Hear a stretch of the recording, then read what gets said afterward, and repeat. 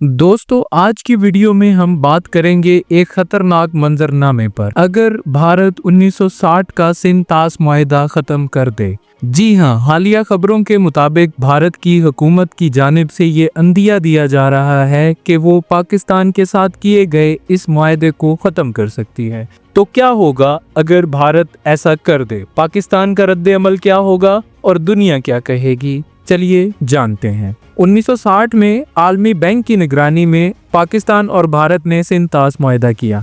मुआहदे के मुताबिक 3 मशरकी दरिया यानी रावी, ब्यास, सतलुज भारत को मिले और 3 मगरबी दरिया सिंध, चनाब, जेहलम पाकिस्तान को दिए गए। ये मुआहदा पिछले 65 सालों से दोनों मुमालिक के दरमियान पानी की तकसीम का बुनियादी असूल रहा है। 2025 में जब दोनों मुमालिक के ताल्लुकात एक बार फिर तनाव का शिकार हैं, भारत की सियासी क़यादत ने ये अंदिया दिया कि वो सिंध तास मुआहदे से दस्तबरदार हो सकती है। ये बातें ऐसे वक्त पर हो रही हैं जब पुलवामा हमले, कश्मीरी सूरत हाल और पानी पर नए डैम्स की तामीर जैसे हसास मामला पहले ही माहौल को कशीदा बना चुके हैं। भारत का मौक़िफ़ है कि पाकिस्तान दहशतगर्दी को सपोर्ट करता है, इसलिए वो इस मुआहदे को बरकरार रखने का पाबंद नहीं। अगर भारत सिंध तास मुआहदा मनसूख कर देता है तो पाकिस्तान की ज़राअत, सनत और पीने के पानी का शदीद बहरान पैदा हो जाएगा, क्योंकि 70% से ज़ायद पानी मगरबी दरियाओं से आता है। अगर भारत सिंध तास मुआहदा मनसूख कर देता है तो पाकिस्तान आलमी अदालत और अक़वाम मुत्तहिदा का दरवाज़ा खटखटाएगा,